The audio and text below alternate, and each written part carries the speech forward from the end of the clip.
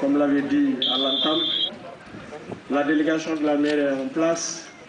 les représentants de la ville de Dakar, les représentants de l'entente, tous les ASC de la commune sont là. Donc on va démarrer par la formulation des prières. Nañ jox donc Mafal Seck mu joxe ñaan su ñaané ba paré il y aura des intervenants. La commission sportive par Amadou Moussa Bey, président vétéran Walidane Brigal Mohamed dina jël kaddu, président vétéran Dekale Nyox. Ah d'accord, donc ci feuille bi ma jox rek la lire. Donc sauvegarde terrain Kassor, Fanta Diallo de la ville de Dakar, Babacar Ndiaye le président, et puis nous terminer cérémonie bi maire moo koy tëj Inch'Allah. Kon Mafal Seck, vous avez la parole. أعوذ بالله من الشيطان الرجيم بسم الله الرحمن الرحيم السلام عليكم mbooloo mi gannaaw bu leen dalalee nu ngi leen di nuyu ku si nekk si turam ak santam te di ñaan nu fas yéene ko tàmbalee si bismillahi rahmaani rahim di xale ko si alhamdulilahi rabbil alamin kon nag noo ngi ñaan képp ku fi teew rek nu muslu seytaane jàng Faatiha falaxi ak naasi salaatu ala nabi tàmbalee ko si bisimilah jeexal ak alhamdulilah rabbil alamin bisimilah.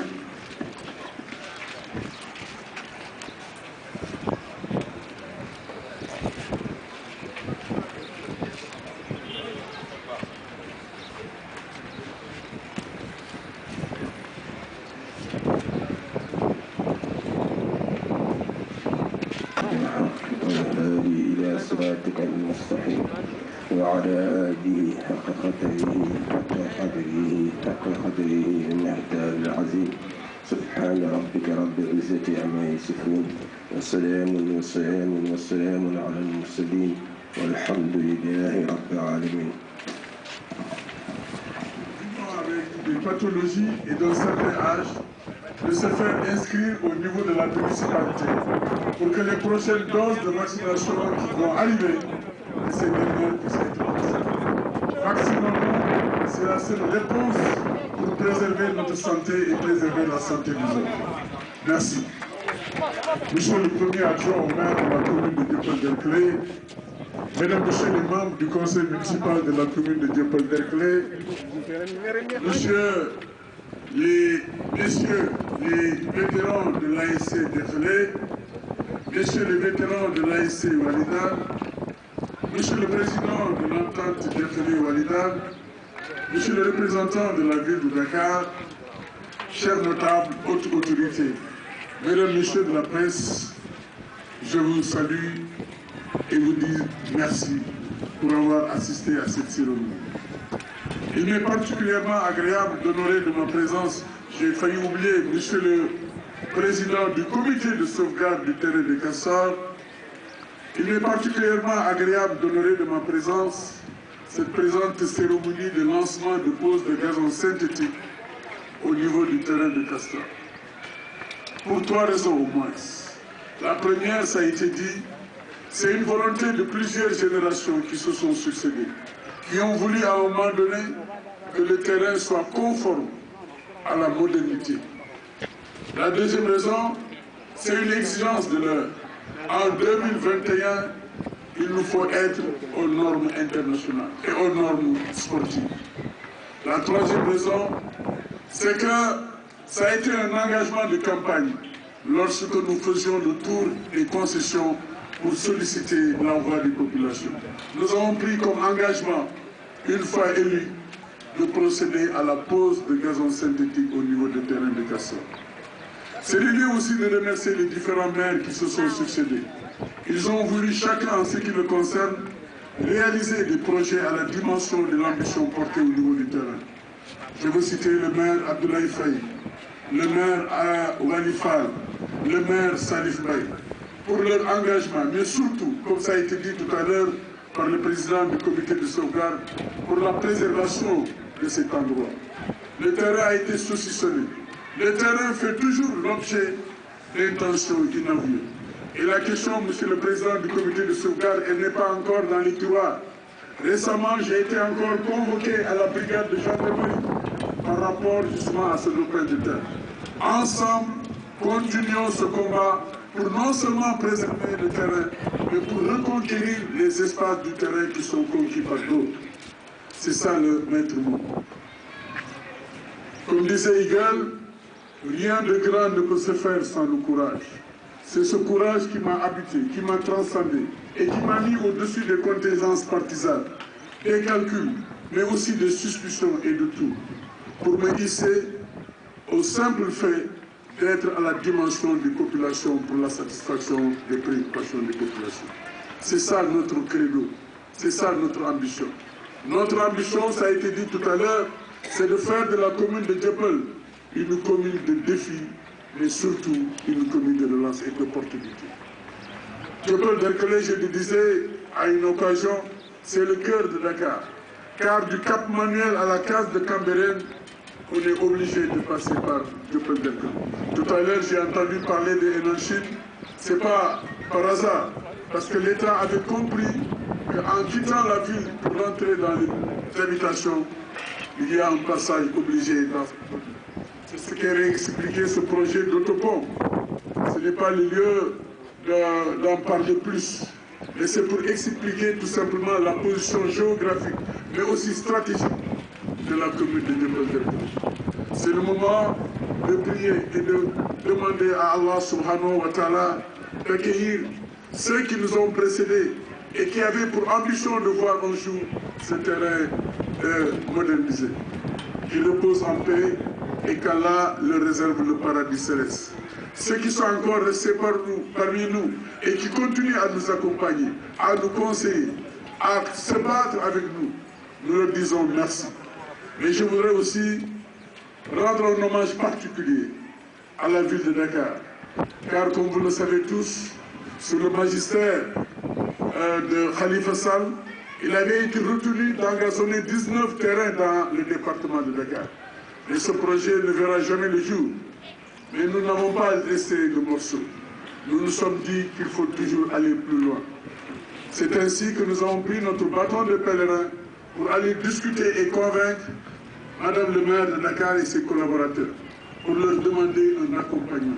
ce qui a été accepté, avec bien sûr la contribution de la commune de Dieuppeul-Derklé. Et nous avons trouvé un partenaire fidèle, loyal, et j'ai été très sincèrement ébahi et étonné par le talent, l'allant, mais surtout le leadership du président de l'entente du Derklé Walidane, je vous nomme Babacar Ndiaye Koulou. C'est un sportif au sens noble du terme. Et quand je dis un sportif au sens noble du terme, un sportif c'est des vertus, un sportif c'est des valeurs, un sportif c'est la transparence, un sportif c'est comme le soleil à midi à Castor. C'est quelqu'un de libre. Pour nous, qu'Allah vous bénisse, qu'Allah vous gratifie de ses bienfaits, qu'il continue à vous abreuver de tout ce dont vous avez besoin. Ce projet a été le vôtre. Vous vous êtes battus bien avant tout cela. Vous vous êtes battus des années durant. Vous êtes allés partout pour que ce projet puisse se réaliser. Et je voudrais à notre nom, à nous tous, au nom des populations, vous dire merci. Seigneur Abdoulaye disait que c'est un petit mot, mais pour ne pas le requête. Vous à travers toi, l'entente Derklé Walidane. Et je voudrais aussi rendre un hommage particulier à toutes les ASC de la commune. Car depuis l'avènement de l'acte 3 de la décentralisation, en décembre 2014, le terrain est redevenu un patrimoine communal, qu'il faut le souligner. Avant 2014, le terrain n'était pas un patrimoine de la commune. Le terrain relevait de la ville de Dakar. Et ce mur de clôture a été réalisé par la ville de Dakar de l'époque, Mamadou Diop. C'est en 2014, avec justement l'avènement de l'acte 3, que le terrain a été dévolu à la commune de Dieuppeul-Derklé. C'est pourquoi depuis lors, nous ne cessons d'appeler autour de la table tous les acteurs concernés, sans coloration, sans étiquette, sans préjugés, pour qu'ensemble, nous puissions regarder dans la même direction. Ce que disait Lumumba, une fois arrêté en prison, à travers une missive, sa femme qui lui disait qu'il faisait une déclaration d'amour pour confirmer les liens profonds qui les liaient. Lumumba, en réponse, disait à sa femme, s'aimer, ce n'est pas se regarder, mais regarder dans la même direction. Acteurs du sport, acteurs du football, dirigeants, ASC, présidents de club, regardons dans la même direction. La même direction, c'est le bonheur de notre commune. La même direction, c'est la réalisation de projets au bénéfice des populations. C'est ça qui importe. Les gens passent, mais les communautés restent. Et c'est ça qui est important. Il a été rappelé tout à l'heure, les premiers pionniers qui se sont battus pour l'avènement de ce terrain. Tous, presque une bonne partie n'est plus de ce monde. Mais ils ont su léguer aux générations leur talent et leur allant. Soyons unis pour l'intérêt des populations. Soyons unis pour justement les bonnes choses pour notre commune. Ça ne sert à rien d'être divisé. Personne ne gagne rien, tout le monde le perd. Soyons unis pour l'intérêt général. Soyons unis dans les valeurs et dans les principes. C'est ça qui est important. Tout à l'heure, en écoutant les uns et les autres, il a été question de beaucoup de questions. Je pense que ce qui importe et qui nous réunit aujourd'hui, c'est la pose de gazon synthétique. Avançons étape par étape. Ceux qui ont eu l'occasion de regarder le budget de la commune, il est prévu effectivement l'érection de vestiaires dans le budget de 2021. Nous n'allons pas nous arrêter en si bon chemin.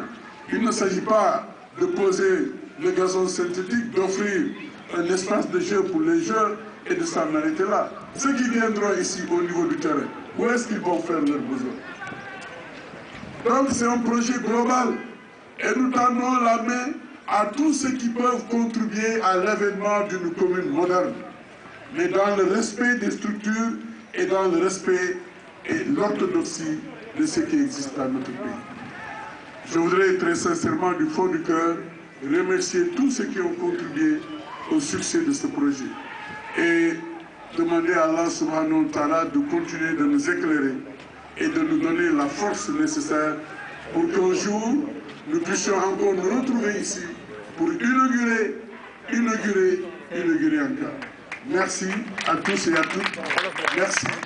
Je vous remercie.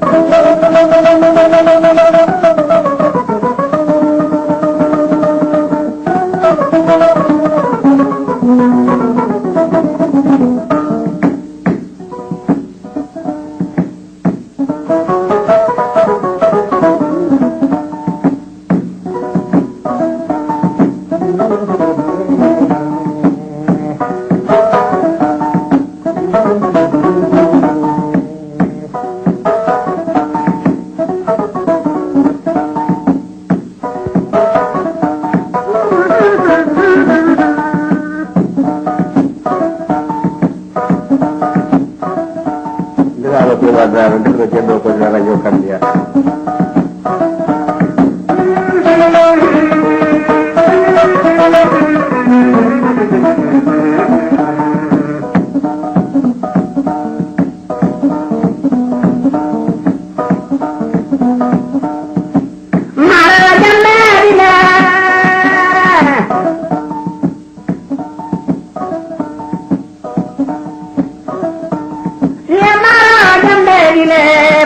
Mana alganda dile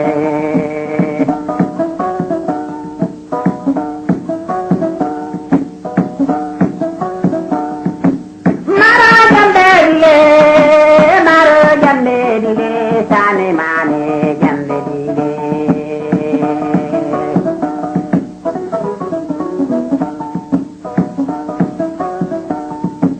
kudala lammi fana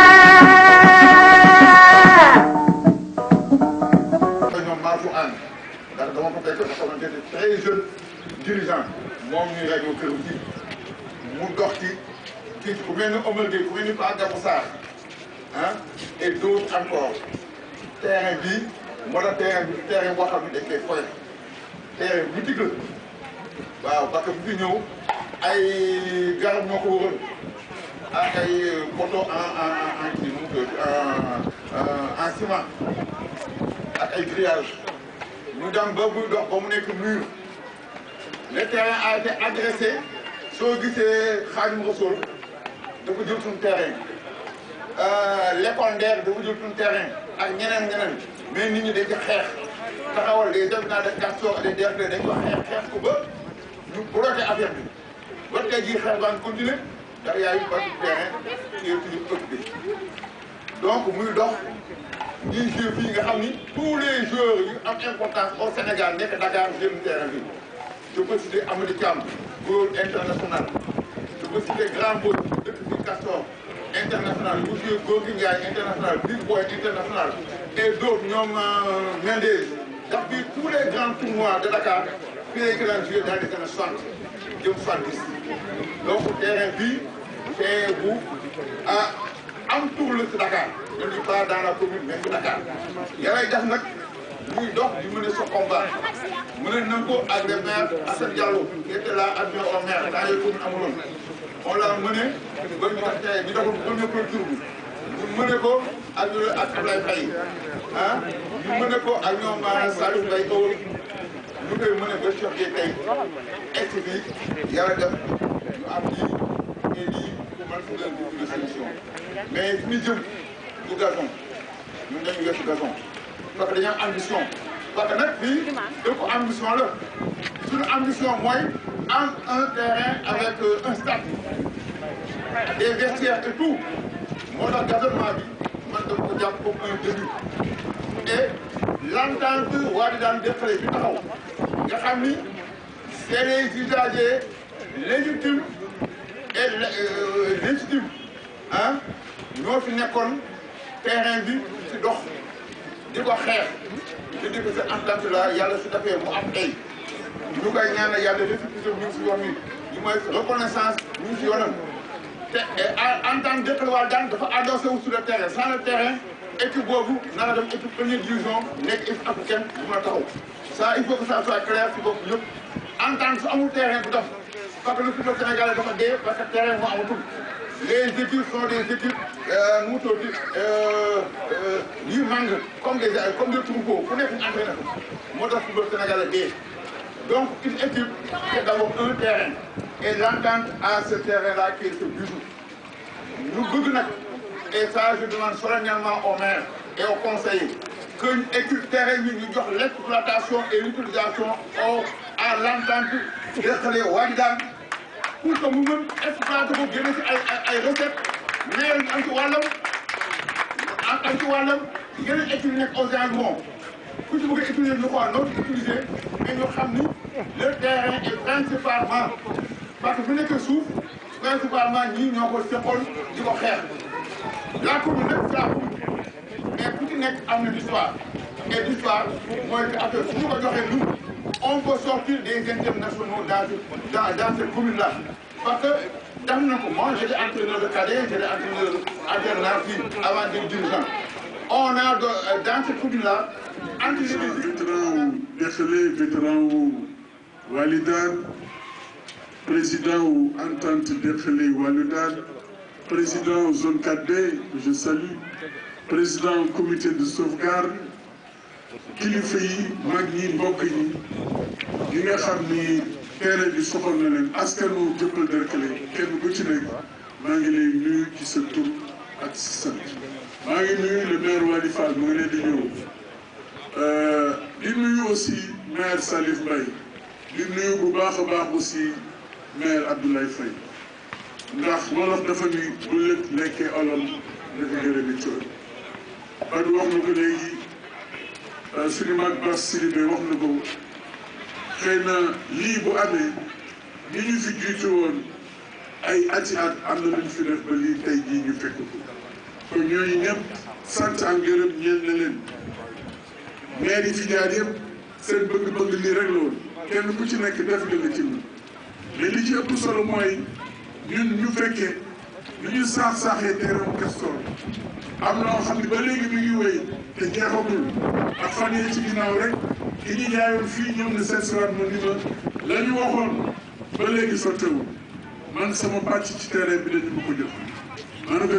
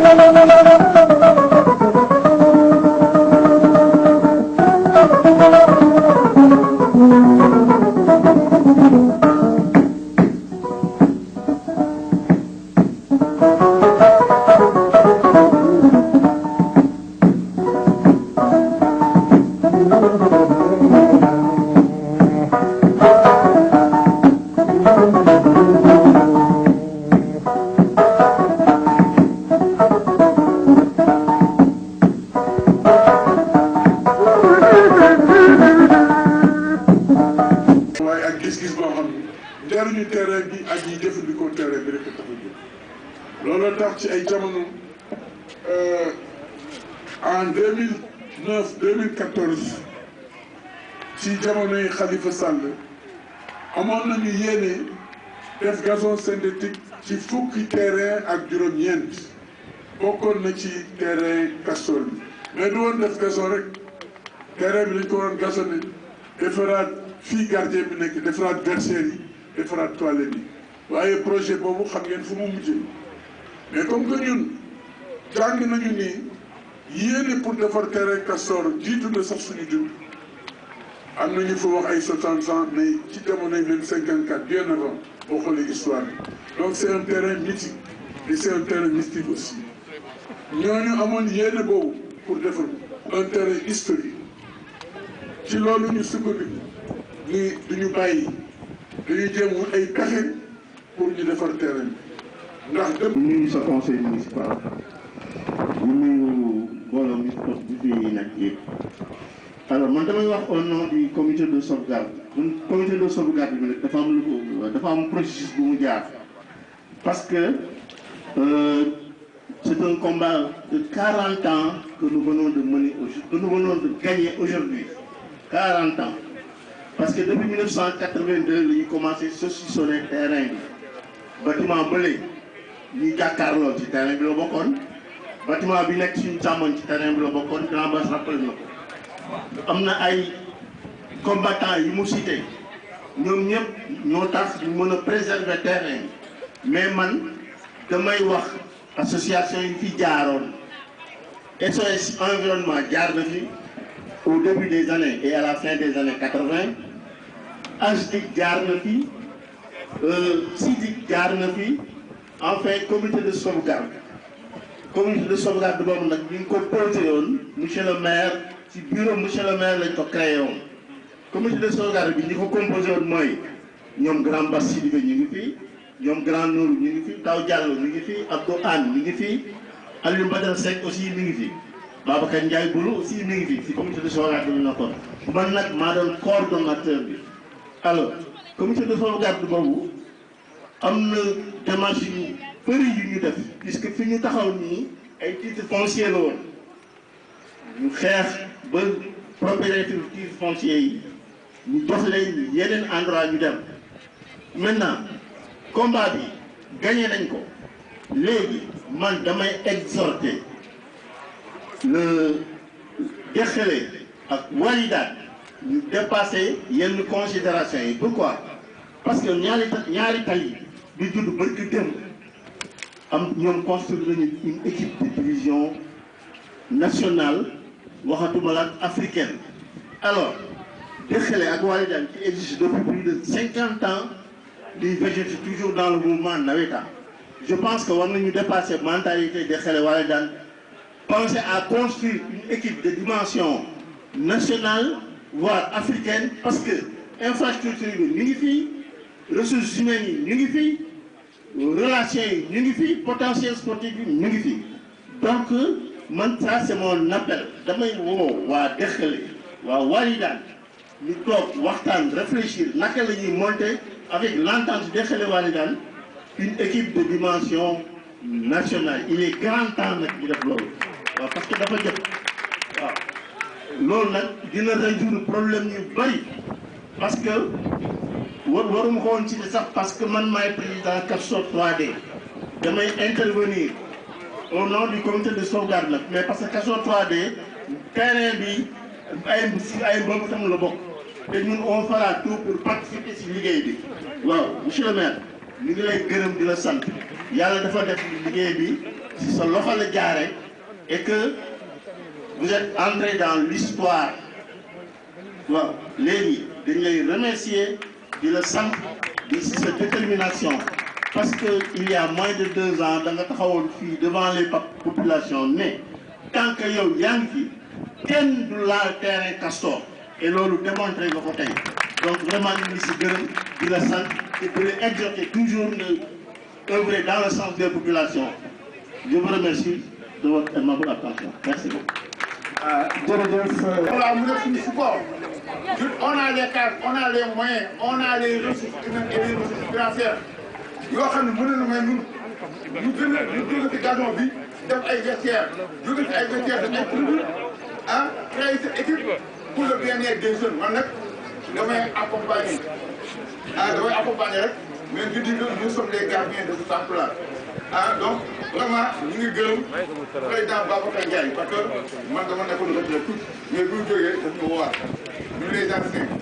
bu ñu accompagner dañ koy accompagner nag si yéen ba bay tàkk ñu demaat doogal suñu siis parce que ñun ñu ngi bokk jàpp ji léegi ah mais comme ay sportif lañu ay kii lañu donc vraiment monsieur le maire ñu ngi lay gërëm mais il faut le conseil du soir bàyyi ko ce pas-là pour que ñu mën a am une véritable équipe communale merci. jërëjëf Bass Sidibé donc terrain bi ñun ci yéene boobu ba léegi la ñu nekk dañu bëgg ngeen jàppale ñu pour ñu defar au moins terrain bi gazonné mais ba ñu ko defee wax ko ak maire bi ak ñi muy àndal ñu ànd ci ñun ak ñun ñu daañu leen ci jàppale bu wér noonu la ñu gisee ni mënuñu dem ñun kese foog ñu am ñu àndal mais comme que am na kuréel bu xas a taxaw déjà bu tudd entente Dexële Walidane boole ñaari ASC te ñoom li ci ëpp ñoom ñooy yëngatu fii di tàggat yaram ci terrain ñu ne nañu jaare ci entente Dexële Walidane pour jot koppar yooyu nga xam ne mooy tax ñu liggéey ñu am. commune Dieuppeul Derklé aussi dana ci def wàllam parce que bala nga naan naam ne fa ñu ngi ci procédure alors ci loolu la ñu déggoon ni ak benn entrepreneur naka la ñuy def pour def gazon mais dafa am gazon ak gazon loolu la tax ñun gazon yi ñu ci bëgg a def gazon de dernier cri la au minimum dana def même 10 ans ba ñu koy changé bari nay qualité de gazon bëgguma dugg ci yooyu technicien ñoom 55 ñu ngi rafetlu jotaay bi nga xam ne mu ngi jógee ci initiative mairie commune d'arrondissement ak Dieuppeul Derklé ànd ak seen i partenaire ville de Dakar ak entente Dexële Castor ñu leen di ñaanal yàlla li ñuy sumba ñu mu sotti ci jàmm ak salaam mu sotti ci jàmm ak salaam parce que béréb bi dafa yàgg nekk loo xam ne askan dañ ko soxla bu tàggat seen yaram ñun ñëpp nag mag ak ndaw donc ñu ñaan yàlla fu mu nekk ba benn yaakaar bu mu tas benn yaakaar bu mu tas benn yaakaar bu mu tas xale yi amuñu seen futur fii comme ni ko bas si bi wax ni teel nit yeneen nit yàgg nañ amul luñ deful fii ci Dakar kat mu soxla terrain jigéen ñi fi ñëw de 65 à ce jour comme MJPS di en 65 dañu fi boole képp am comité IPS maa ngi foofu terrain Castor donc ñeen ñaan yàlla li ngeen sumb mu sot ci jàmm ak salaam salaam jërëjëf. ñaan yàlla lii nga xam ne moom la ñu sumb du mu nekk intérêt population bi pour ñun ñëpp du pour ma Samba du pour ma Demba ñun ñëpp a ko bokk commune Dieuppeul Derklé bi ñëpp a ko bokk xëy na am na ay maire yu fi jaaroon bëggoon ko def seen yéene waaye yàlla motalu ko ku nekk amoon nga seen yéene pour def ko waaye suñu borom xëy na fii la ko matale te ci boole ñun ñëpp suñuy doole ak suñuy kattan ak suñuy xalaat bu rafet am na ñu ko bokk baaxee ñu la baax loolu daal laa si amoon dama ciy doole di nuyu ñëpp nag di nuyu le président Boulou di ko feddeel suñu kóolare li nga xam ne depuis boobu ba léegi sonn na ci lool maanaam bu ma nee Boulou mooy entente bi Derklé Walidane kon ñu ngi sant ñëpp di gërëm ñëpp monsieur le maire wax dëgg yàlla c'est par ta générosité ak ta souplesse moo tax ñu am lii kon nag dëgg yàlla sant nañ la gërëm nañ kon liñ fi daal la ñu mën a joxe kàddu gi di sant ñëpp nag waaye du kenn asalaamaaleykum wa rahmatulah. Merci monsieur Moussa Gueye qui a été vrai. jiital nuyoo bi monsieur le maire Cheikh Gueye et ci conseil municipal yi doog a dellu si waa entente bi ak politique de la commune et di wax nag man dañu ma jox kàddu gaa mais je suis pas le président des vétérans mais xam nga nag ñun ni ñu bindoo Derklé moom su ma teewee doyen yow ñëpp dañuy effacé wu bàyyi ko mais wax cër la rek mu ma jox te def naa ne cër bi war naa ci mën a wax ndax bu fekkee tuuti démb bu fekkee tey def naa ni war nga mën a wax tey si cër mu mel nii et balaa may dugg nag si sujet bi def naa war nañu ñaanal ñu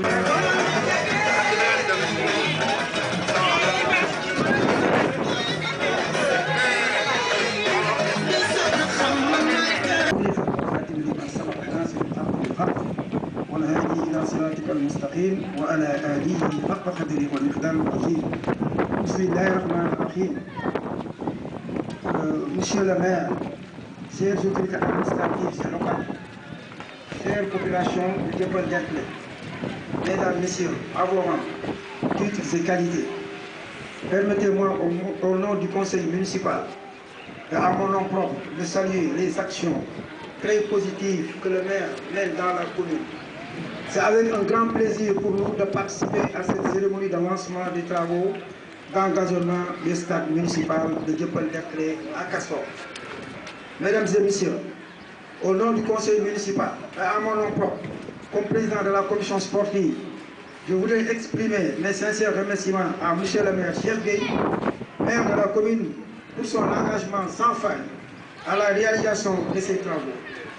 à la ville de Dakar pour son accompagnement et à l'entente Walidane Derklé pour sa collaboration comme maître d'ouvrage délégué. Je souhaiterais également saluer et remercier les autorités et les habitants pour leur adhésion en masse de ce joyeux cadeau. Je souhaite enfin profiter de cet événement pour réaffirmer les ambitions du maire pour la commune. Le pavage des rues, la construction de logements des sages-femmes et notamment la nouvelle maternité. Mesdames et messieurs, je vous remercie pour votre aimable attention et d'être venus répondre à notre invitation. Je vous remercie.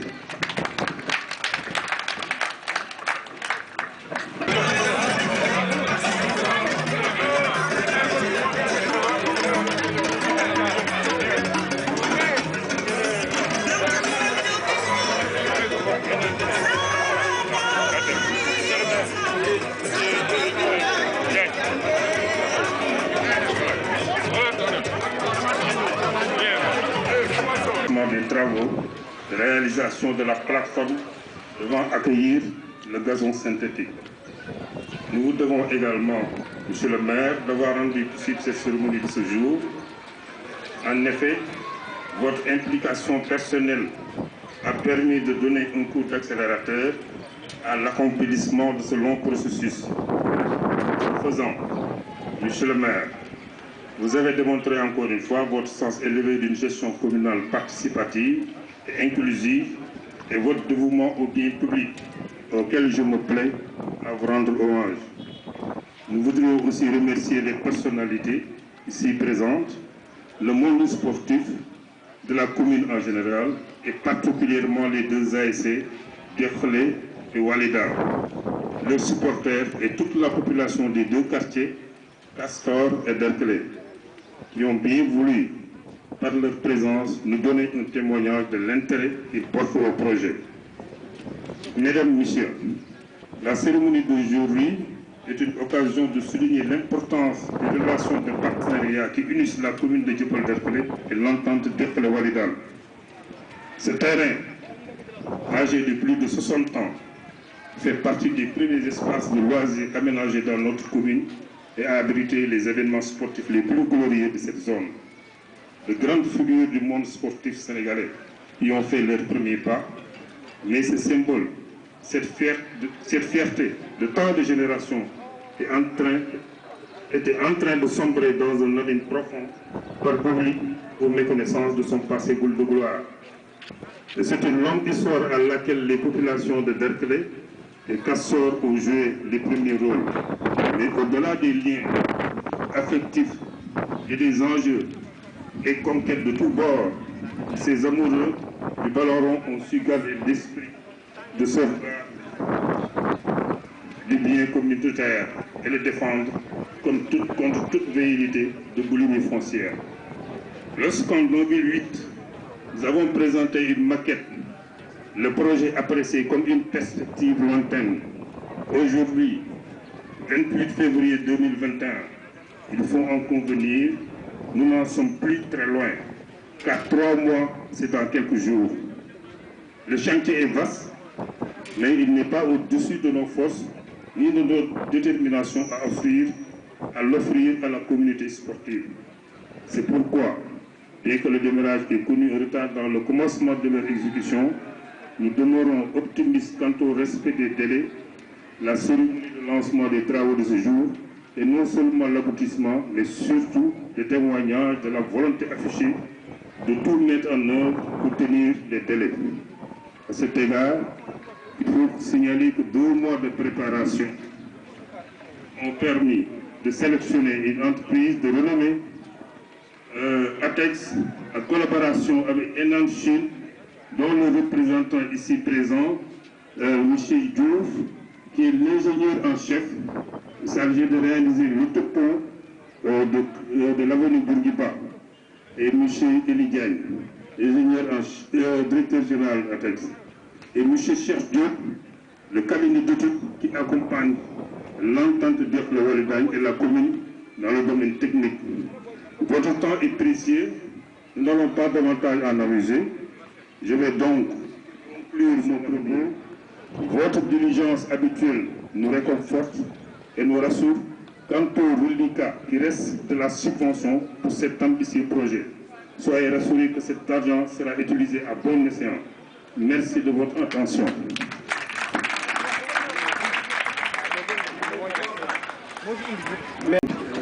Cérémonie bi